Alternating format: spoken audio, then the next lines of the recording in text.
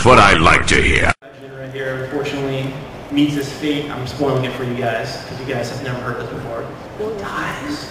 He gets rebuilt as this guy called Victory Leo. And when Victory Leo and Star Saber combine, they become Victory Saber.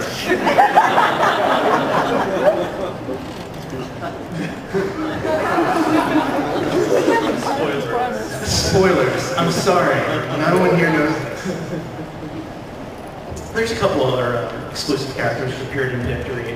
Land Cross. These guys transform. I think it's 42 different ways, 42 different combinations these guys can transform. You don't see that in the show though. Sorry. Galaxy Shuttle, another exclusive to Japan. Road Caesar was exclusive to Japan. He did see a limited release in the UK, and great shot. The Autobot shuttle, Yellowbot missile launch base. Countdown. Countdown. Well, Countdown's a smaller robot that commands it, but. So with that, I think we have another clip. This one comes from Headmasters, the first of the three. Takara. You're in the front.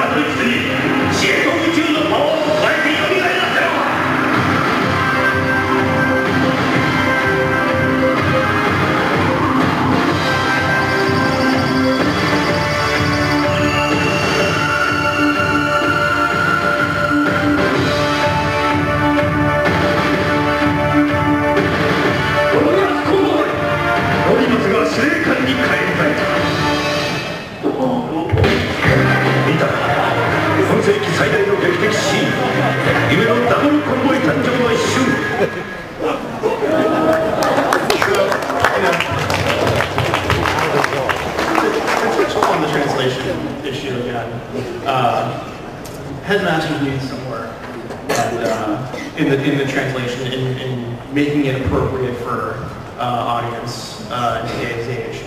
Victory and Super God Master Force, not so much. It was more of a naming convention with those guys. So if you're angry with some of the translations, if you want to talk to me about it after the panel, I'll be available. I'll be at the Hasbro booth. I worked closely with Matt and our partners at Shell Factory to create a new set of translations where names like Rodimus and Billy are not used. I'm sorry for the couple guys that do like Billy, but.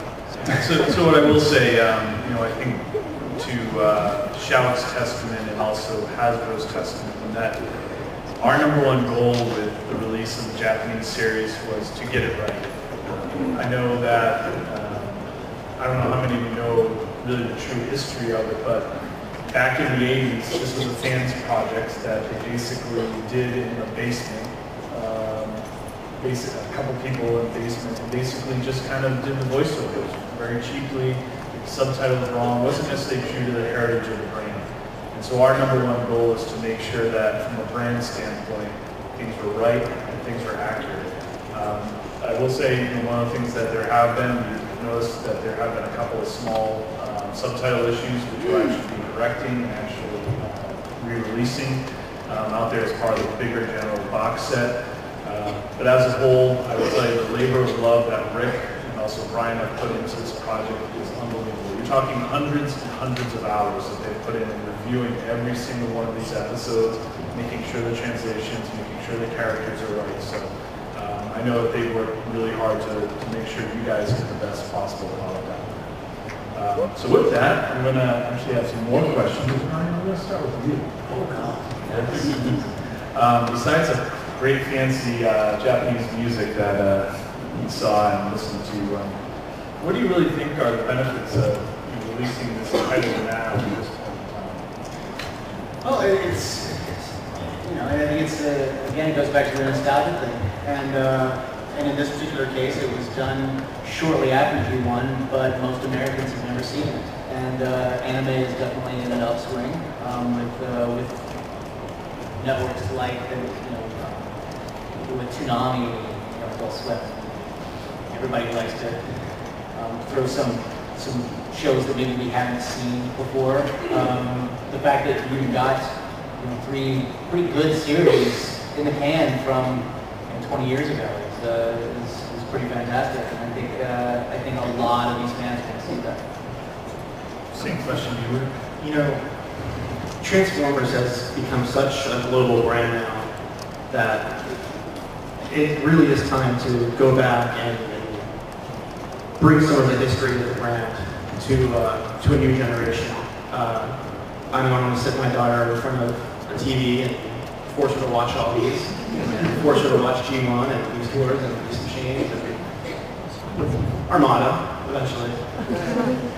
And because the brand's become so big because of all your support, we're finally able to bring these over here. There's a strong enough market now that it's appropriate for us to release this. And for those of you who haven't seen it, who have heard whispers about it, or just seen a couple clips here or there on the internet, it'll be like watching G1 all over. It's a new G1 for us.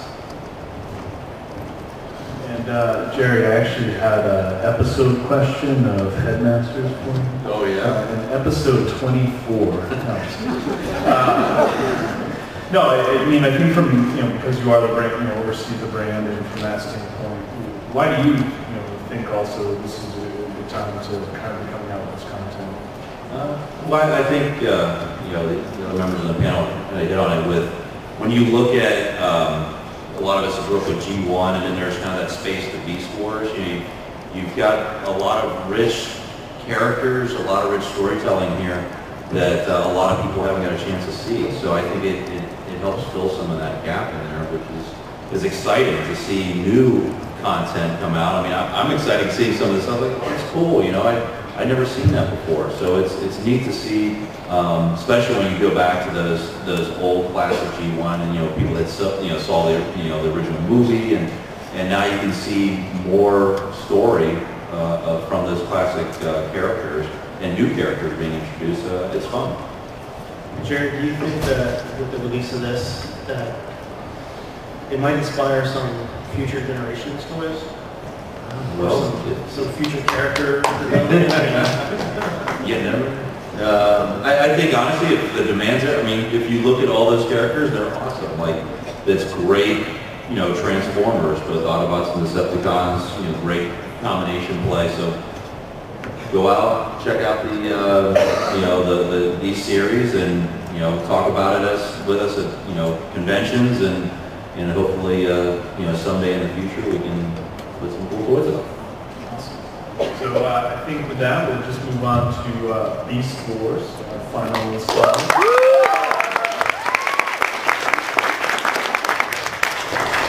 I want to say I have a Beast Wars tattoo. Where? Where is it? No, I think we're all set with that.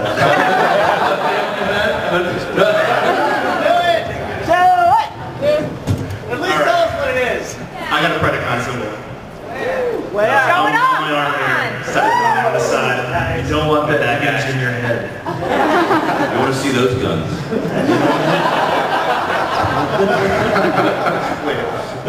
Go ahead. Beast Wars, our first CGI show. CGI first started with the G2 commercial, those awesome G2 commercials in the early 90s. And Beast Wars, when it debuted in 96, was a full-length CGI television series. It brought us great characters like Cheetor and Rat Trap and Optimus Primal, my favorite guy, Dinobot. Woo! Yeah! Spinator, and everyone's favorite, Scorponok. Oh! This is a show that actually won an Emmy for outstanding animation. It ran for 52 episodes. It carried on into another series. It continues to inspire us today. These characters are so beloved by fans that they still continue to be relevant. Black Arachne is part of our Transformers animated series. she heavily influenced Arachnid in the Transformers Prime series. So Beast Wars is definitely a big part of Transformers. We look to this a lot for our terminology of Transformers physiology. We look to this, we looked at Beast Wars when we started developing what became the Prime television series. And I want to give a shout out to Bob Steer here. He's in the front row. He worked on Beast Machines. Bob.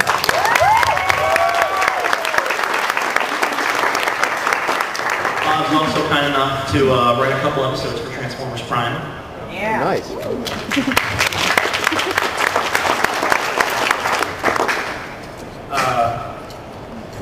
And just to show that how relevant Beast Wars has become, last year at BotCon, we started the Transformers Hall of Fame. And we wanted to make the fans a part of that event. And we allowed them to, allowed you guys to nominate 5 characters. Dinobot was our first inductee, above characters like Jazz and Grimlock and Shockwave. It was Dinobot, it was a Beast character. 15 years after the show ended, or after the show began, these characters are still that relevant and that beloved. So thank you for inducting Dinobot. This year, Waspinator became our second Fans' Choice nominee, beating out such iconic characters as Erector. No, we're not showing that video here, I'm sorry. I'm glad to be here, actually. I just came from Hasbro Studios where I was working diligently on the Erector movie. I came here just to do this panel. Oh, wait, you didn't hear that? That just got cut. We just had it. That's tough. Yeah. He was going to go through, he was going to start. No. Okay. You guys did do a great job with that video. Thank you. Thank you very much. That was a labor of love. Thank Rick. Mastermind behind it. Righteously huge video. So, Brian, I think we have one more clip you want to go through.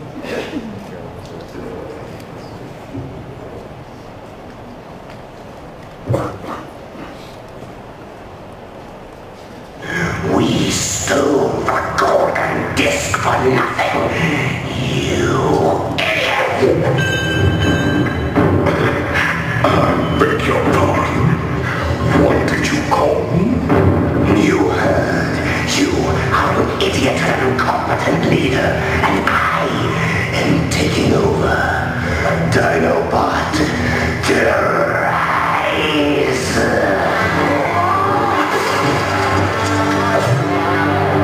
Challenge you to battle Megatron. The winner shall lead the Predacons, and the loser shall be destroyed.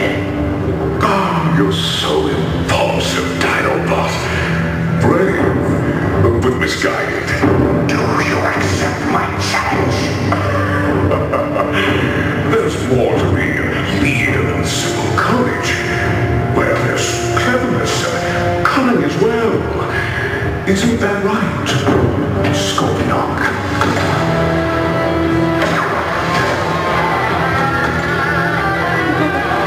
Sir.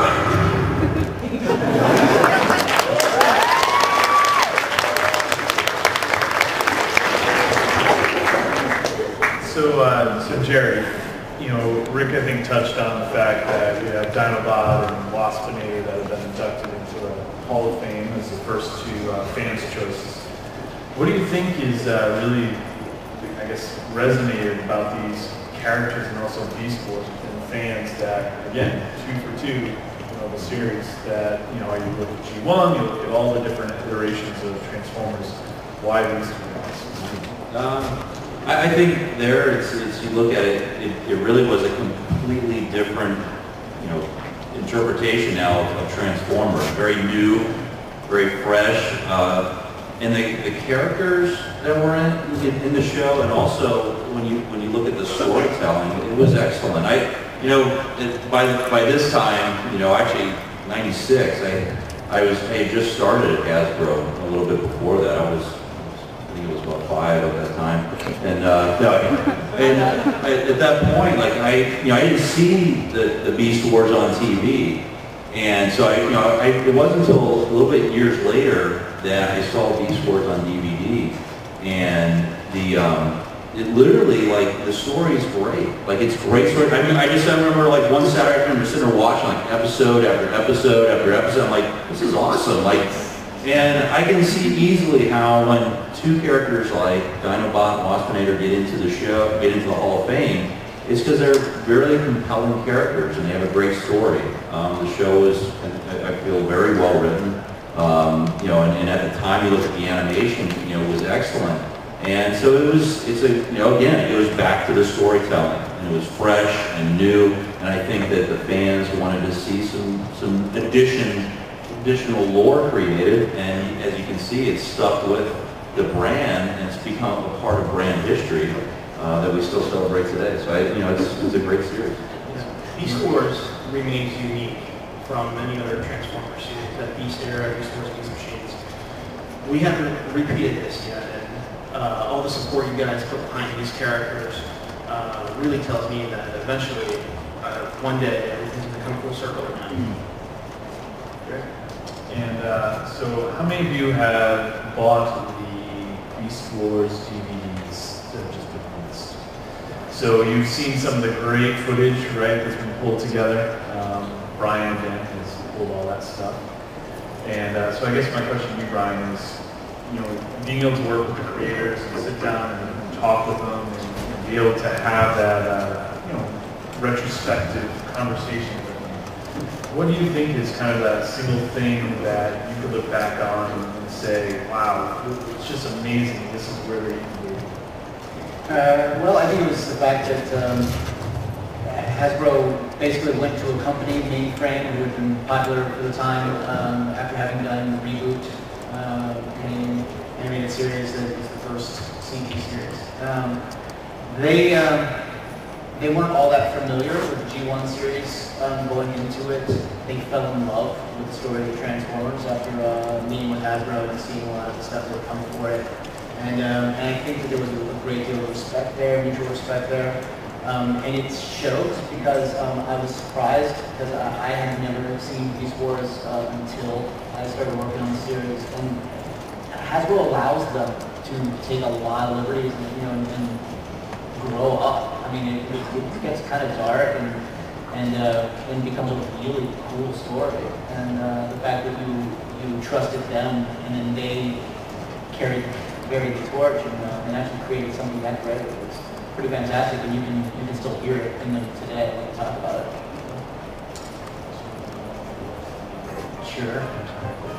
So to see if you're actually paying attention throughout the day, and to also make sure that you go visit our friends at Shout Factory down on the floor to purchase your great box sets, right?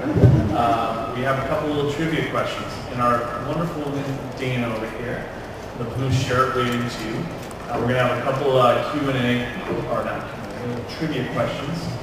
If you get it right after we point to you and say, what's the answer? We'll see her immediately, and she will have a lovely prize for you. So we'll start with the G1 clip. Hope you were paying attention. Several Dinobots were created, including ones that you didn't see in that clip. I think the you know what I'm gonna ask. But who were the first three Dinobots as done that clip?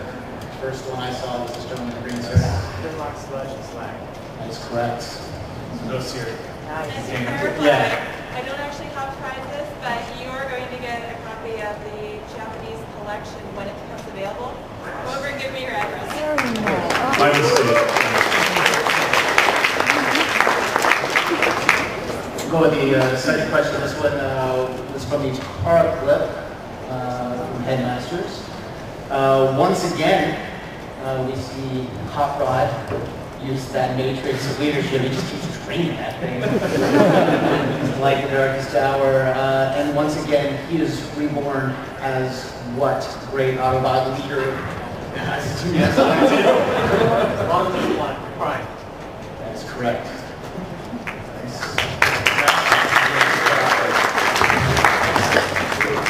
And finally, with the Beast Wars clip, who came to I gotta wait till I finish. Dinobot is pretty treacherous. Who comes to the defense of Megatron? Red-shirt gentleman. That is correct.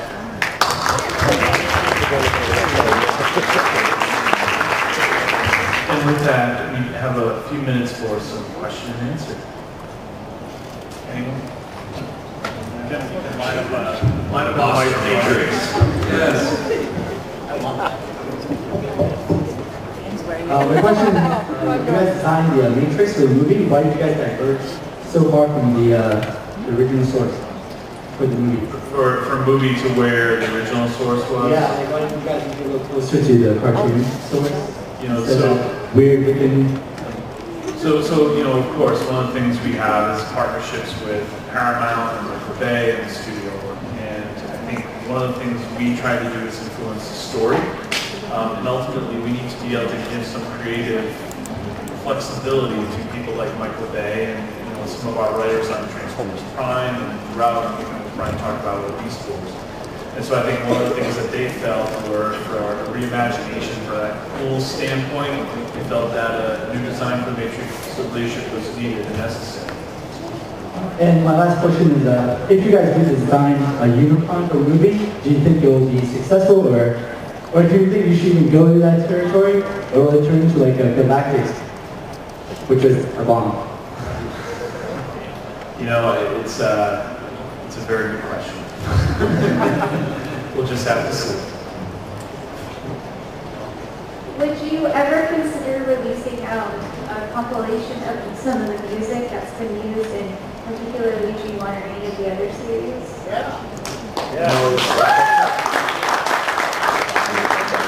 It's definitely something we've talked about, and it's as with everything, there's no immediate plans, but it's something that we want to do. We also have great music from Ryan Tyler in Transformers Prime. So there's a lot of great music. I think that has been Beast Wars. I think there's a lot of great music. It's just trying to find what's the right way to release it. So I think that's the conversation we're having. What was the idea of connecting the Beast Wars series to the Generation 1 series? The storyline came up right here. Well, that was my understanding was that when the producer of the Beast Wars started their show, it was a new series that was not intended to be connected. And I think as the show went on, they started interacting with people, namely Benson Yee. Yes. And he kind of guided them to make some connection points so that towards the end of season 2, they were able to create a greater lore that harkened back to those days of when we were kids, we saw Jivion. I kind of figured out when they went to when Optimus Prime mentioned the Great War. I kind of figured it was separate from everything the connection right there. That apparently was total coincidence. Thank you. Hi guys, I spoke to Mike Vogel yesterday in the press room after the Prime Time website, and I broached an idea with him that he suggested I talk to you guys about. You know, as much as we love the old shows, it's great that Shout's re-releasing all this stuff. We'll watch these episodes till we die. But what's the feasibility of new productions with some of these characters, maybe some of the original voice actors, say, you know, in the spirit of what DC's doing with standalone movies once or twice a year, you know, bring back classic voice actors, do some storylines maybe based on some classic comic storylines, and, you know, maybe use the generation models, you know, do some new product with these characters and all of the talent pool involved. You know, something along the lines of maybe G.I. Joe Resolute was awesome. All my friends and I just thought that was great. A little bit more mature, a little bit darker. You know, sometimes people grow up and they see these old shows and they say, yeah, you look at it now, they're a little cheesy. Well, let's give them something to eat over. So just to make sure I have the question right, is that would we ever think about reimagining the original G1 episodes, utilizing the voice talent from that time? As many as possible. You know, I interview a lot of them. Yeah. They all say they would jump in a heartbeat to play these characters. Yeah, but first what I want to say is I'm going to talk to Mike after this and tell him thank you. But, you know, listen, I think at the end of the day, you know, another point is, when you think about all the voice talent that write, have that connection to it, that also talks about just the passion that's out there for Transformers and the impact that's made on everybody's lives. From a reimagining those episodes, I think, you know, in every different series we try to do, we try to bring the content to a new place, right? Because retell the same stories over and over again, it kind of gets a little bit boring. So I think one of the things we would try to do from a creative standpoint, and working with Rick and Mike Vogel and Jeff Klein and all these guys, is how can we actually incorporate some of those great storylines you saw into some of the things more forward-looking. There aren't any plans to kind of redo G1 with the old talent, but again, as Jeff said yesterday in the panel, there's opportunities to bring back old talent that fit the characters they're designing and developing. We're going to do it in a heartbeat because again, those shows are awesome. They were great and had this lasting impact, so of course, why wouldn't we? So hopefully that answers your question in the most roundabout way as possible. So last question, I got the sign from you in the back. So. Okay, well, knowing that Transformer was mostly male-based characters, are you planning to maybe bring some female characters, some female Transformers? Because we do have to make female Transformers in the future. I think we have some great female characters in Transformers Prime. We can see more. With RC and Filthy Love Nico. Does that know? Well, 63. We can't give away anything from the show. Season 1's still airing. So stay tuned. Stay tuned. Thank you guys, really appreciate